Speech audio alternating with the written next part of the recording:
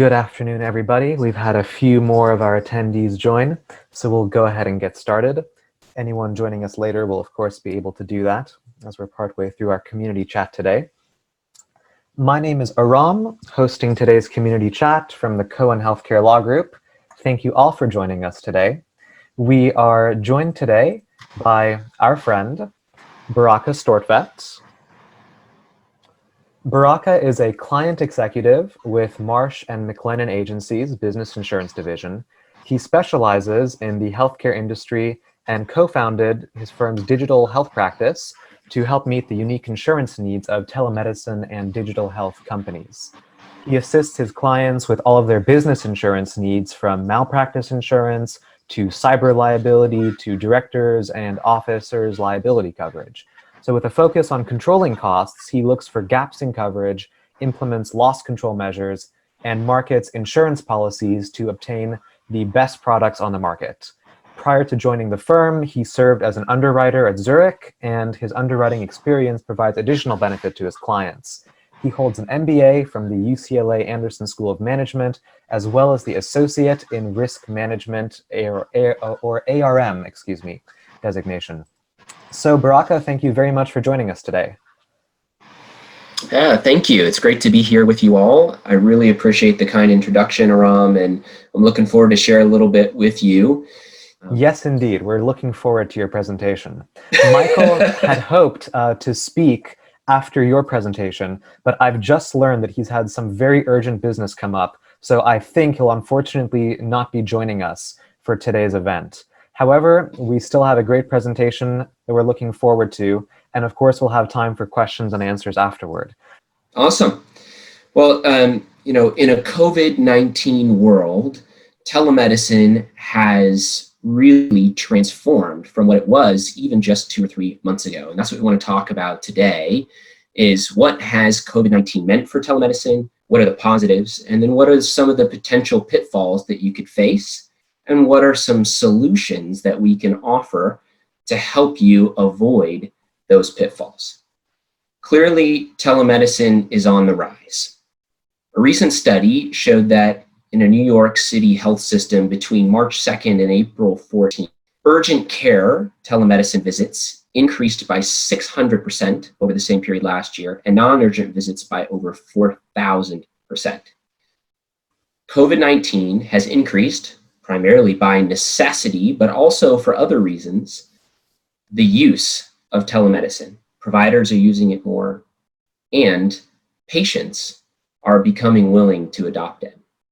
And part of the framework of this is due to temporary changes that have come from a number of sources. COVID-19 itself being the most obvious, and stay-at-home orders, but also relaxed regulations.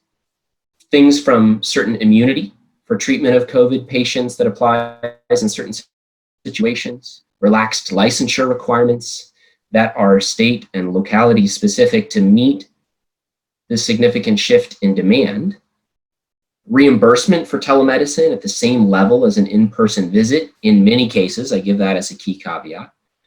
And finally, what I call the HIPAA enforcement hiatus of the government basically saying, we're not going to enforce HIPAA.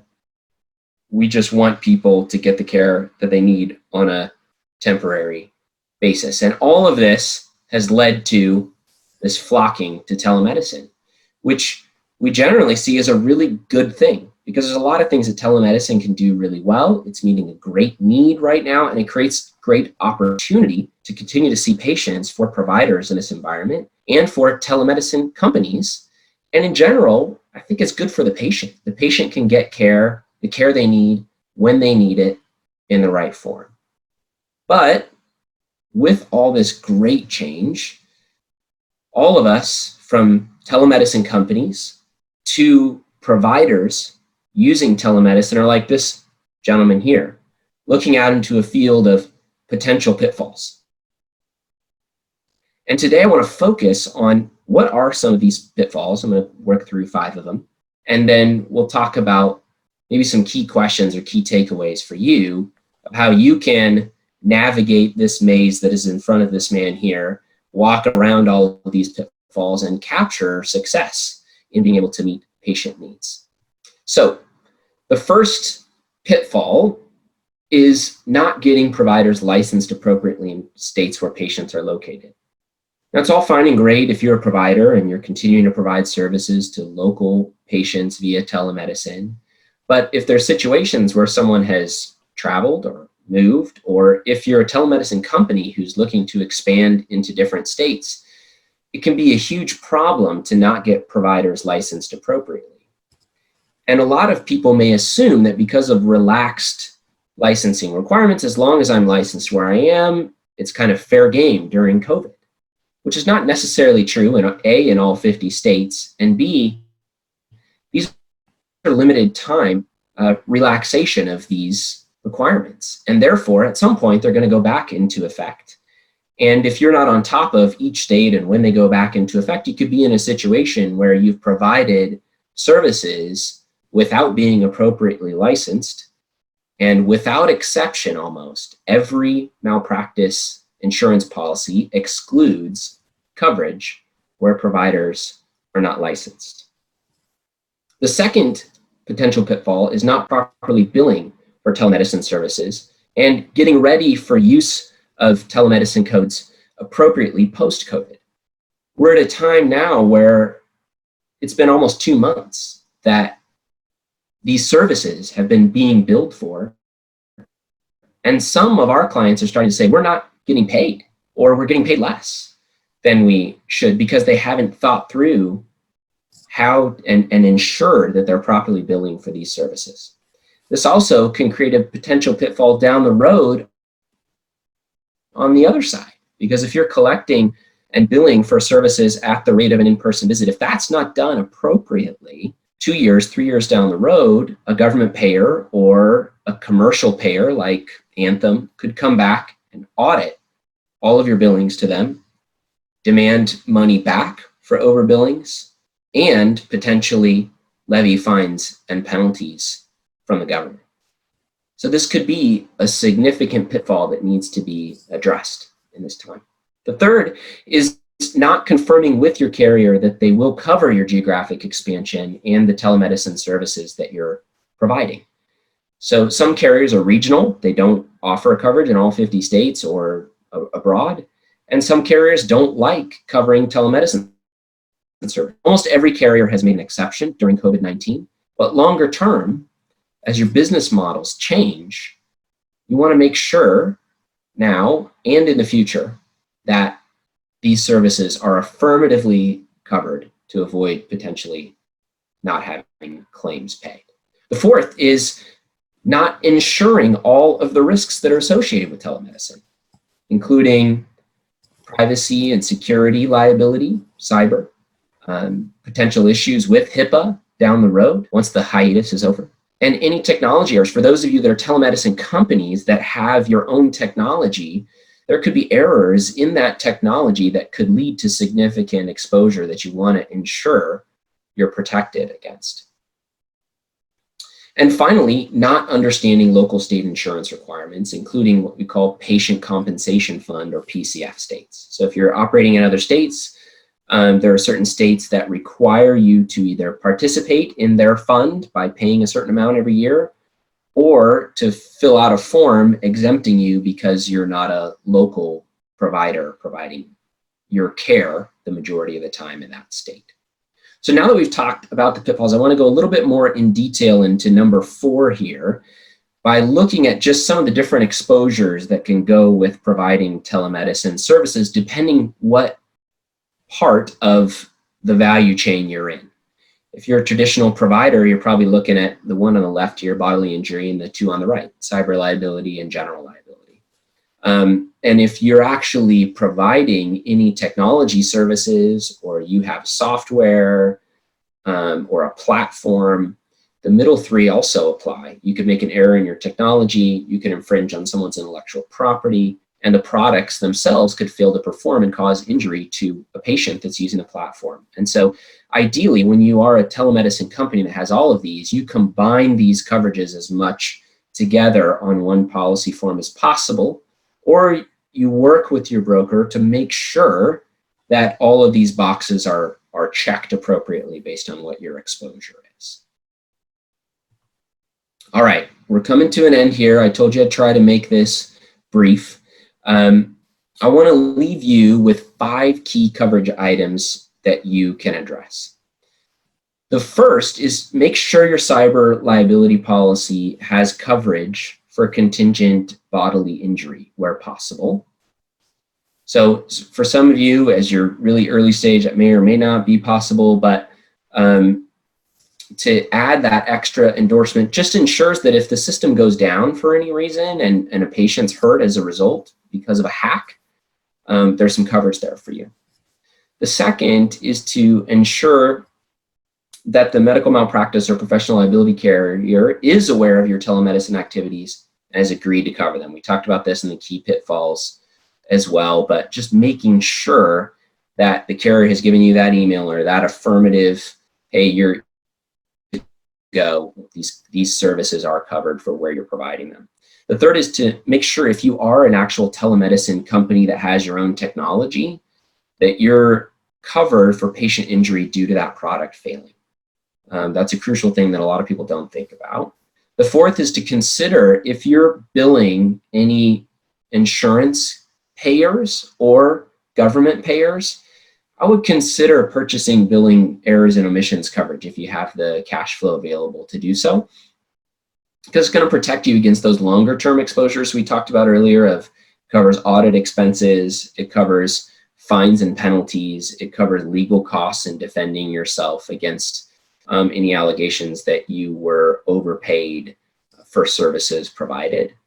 And then finally, make sure that all your providers are licensed, both in the state where the provider and the patient are located. This is just a best practice to give you that sleep at night comfort level, because you don't know how long the relaxed requirements are going to last or whether they're even there in a given state.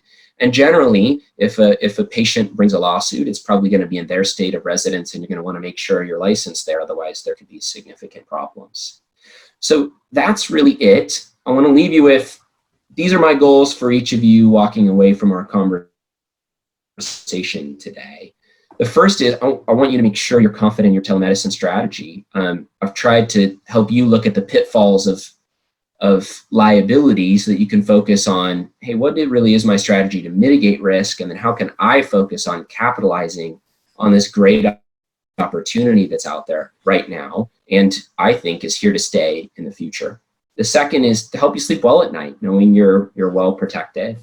And the third is that you know where to go when you have questions or issues. I'm always available for you to help you with anything you need. And I know that Michael and the team at Cohen Healthcare Law Group, I am not an attorney, so I say that explicitly. None of the things I say are legal advice, and I don't know all of the regulations and the different issues around corporation formation and all the things that Michael and his team know. And so if it's me or if it's Michael or if it's even other people that are in the space that we can introduce you to, we'd be happy to do so.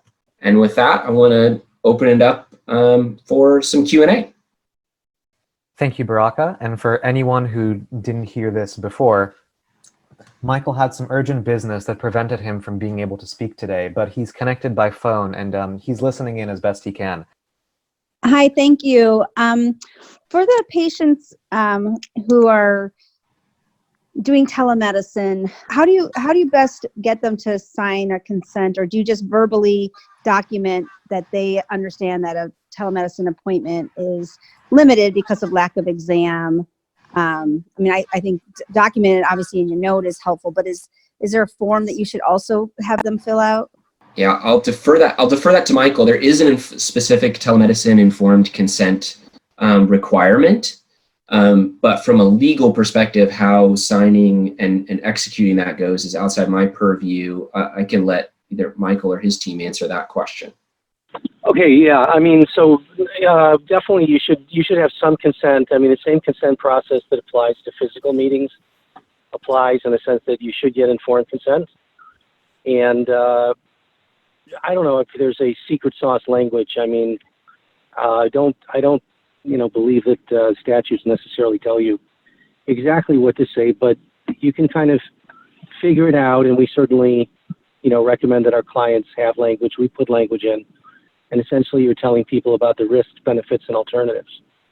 The risks are kind of dated at this point. I mean, look, there was a risk that I wasn't getting on the Zoom call because I just couldn't get into Zoom. But I mean, it seems silly to say it these days, maybe even a little bit archaic, but it's standard to say that the connection might not go through, but presumably, really the issue is just to check off the box of consent, and presumably the real issue is standard of care. So if you're able to do what you can do at a distance, you make sure that you've got your standard of care bases covered. And if you can't, then you've got a standard of care issue. The consent, I would say, is more pro forma, and I would say necessary but not sufficient. But definitely have some language that addresses risks, benefits, and alternatives to cover you so that nobody can come back and say that they didn't get adequate informed consent. Yeah, and I think wouldn't it be beneficial to have that in writing too, Michael, as opposed to verbal consent? Yes. An informed consent is actually a verbal process that gets documented in writing. Yes. Most people think of it as a written process. It should be both. I was really I was going to say I was shocked, but I mean I shouldn't be shocked. It was revelatory to hear you say, Baraka, that if you're practicing medicine to say you're not licensed, your insurance doesn't cover you. That would make sense to me. And also, we have a lot of doctors trying to practice as health coaches, and it would make sense to me there also that your professional liability insurance doesn't cover you for things that are not within your professional purview as a licensee. And so if you're going to operate beyond state boundaries, you've got to be extremely cautious, not only with respect to your liability exposure and your exposure to the administrative licensing boards, but also on the insurance front. That was something that I hadn't adequately considered before. Are there different kinds of insurance that your company would offer to help people with these kinds of gaps? Yeah. So, I mean, basically, we have tailored telemedicine provider policies, and we kind of do things on a scalability level too, because when you're talking about having the full policy that I talked about earlier that fills all the gaps in one policy, the starting price point is over $10,000. So some providers, if they're just providing telemedicine services and they're not doing the other things, they may opt for kind of putting together a malpractice policy, a general liability policy, and a cyber policy that are separate but less expensive in lieu of the combined form. I always recommend when people can afford it, the combined form is the way to go to kind of fill all those gaps, because we actually have a couple carriers that offer all of those coverages in one policy. Yeah, and I just want to say, because I do want to end at 4:30 on the dot, I'm sorry I missed the introduction, but I hope everybody knows that Baraka is not just any insurance person. This is someone who is specialized in digital health, really is a leader in that space, and knows this area, very thoroughly. And he has a background in life coaching. I don't know if Aram mentioned that, but this is a man after my own heart, very holistic, very integrative, if you will, who combines, all these different areas of knowledge and education in order to really truly help people from a heart-centered and intelligent place to find the best product. So before he chimes in with a note of humility, now that I've built him up so much, I also want to say that I don't consider $10,000 expensive when it comes to insurance. Of course, if you're just starting out, but then again, you need legal advice, you need insurance, you're going to need accounting. You're going to have more than a hobby. You're going to take it seriously, and you're exposed to enormous risks. So you've got to have a huge belief in this, and you've got to have an economic plan so that you can tackle expenses. I don't know what is professional liability, just to practice insurance, just to practice medicine, as compared to the Rolls-Royce policy, if you will. Barack? Yeah, it really depends on medical specialty, and you are right. You definitely have oversold me. But I think there are different options, and my goal is to try and match the appropriate client with the appropriate option, and what their issues are as they're starting a business, and how they're doing it, and when and where they're doing it, making sure that they're protected from the major risks that they have. But a lot of times it can be double. If you just did a malpractice policy, general liability with some cyber cover, it could be $5,000, and the total package could be $10,000 to $12,000 for a startup. So those are certainly, that's not a small amount of money to people, and I want to help people make all of those strategic decisions in their lives and in their business, and really work with what they have to find the optimal solutions. But agreeing with you that the more you can protect yourself from a capital perspective early on, the better it is for your long-term success as a business.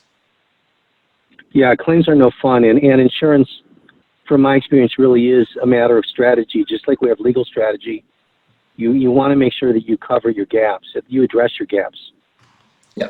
I think in some ways you can do that better as an insurance professional than a legal professional, because with us, there's always some inherent ambiguity.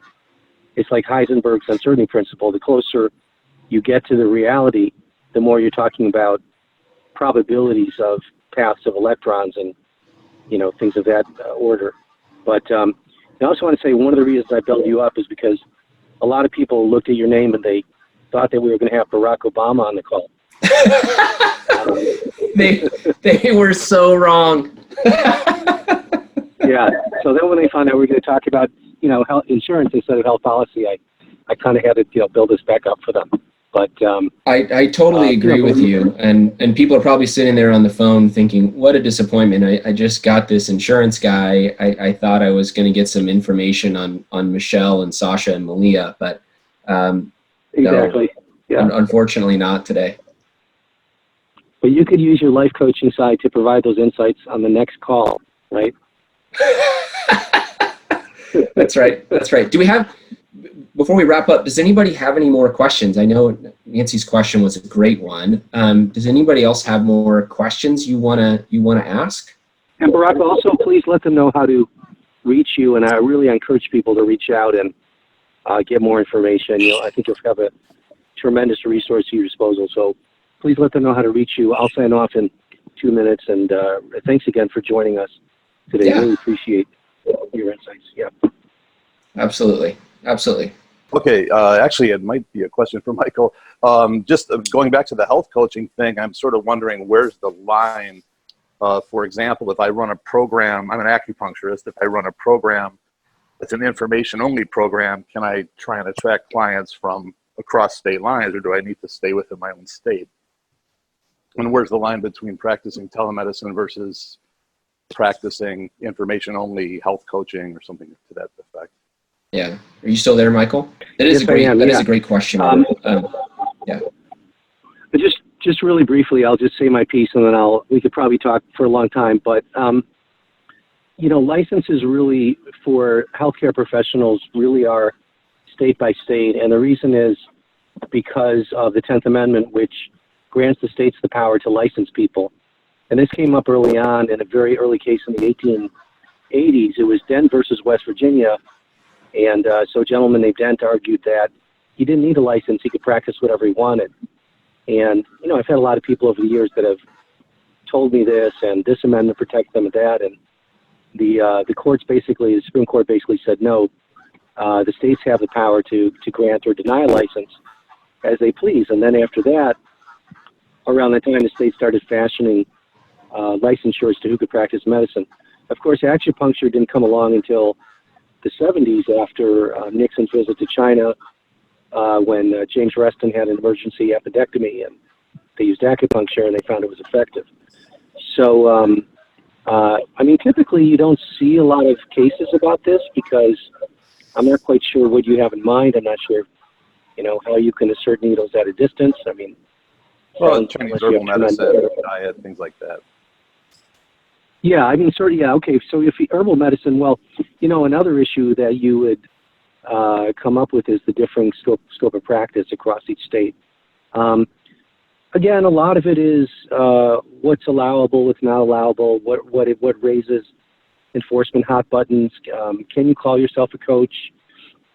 I think again, it's like insurance. There's a spectrum of risk. My advice here tends to be more on the conservative side, in that if you're giving herbal advice and you're licensed to give herbal advice, you know, then certainly someone could say that you are practicing acupuncture, because probably what you're doing falls within the definition of the practice of acupuncture. Yes. And but you know, in some ways, you're more at risk than someone who doesn't have a license, because you could be accused of unlicensed practice across state lines, whereas they would just say, well, I'm not really, using Chinese names or Chinese theory of traditional Oriental medicine. I'm simply, anybody can tell you that echinacea is good for your immune system. But even then, it depends on how risk averse you are, how far enforcement takes it, what's on the radar, what the specific statute says, what else they're looking at. Did anybody get injured?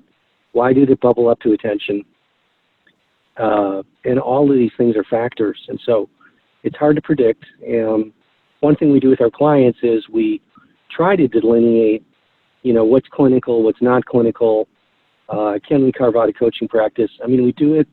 A lot of people want to do it. We do it with enormous caveats, and we do the best we can to buffer people. There's no magic potion here, but there's good risk management, like wearing a seatbelt, having an airbag, making sure your tires are not deflated below what it's par, and things like that. So that's a short answer to a complex question. If you need more, would you like more, please give us a call. It sounds like what you're doing is unusual, and we'd be glad, on a more formal basis, to help you navigate through that.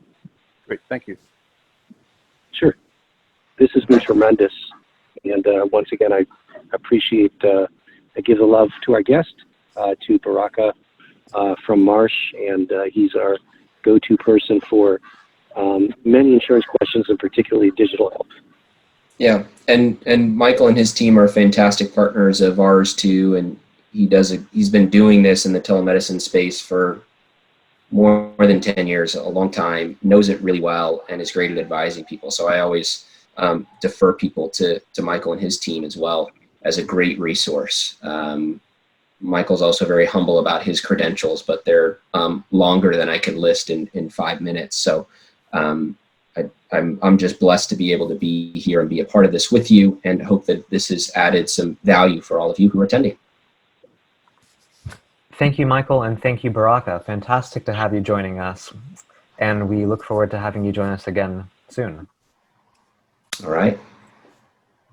Oh, Baraka, I think someone would like to know your Yes. contact information. I don't know if you've shared that yet. Yes, I can.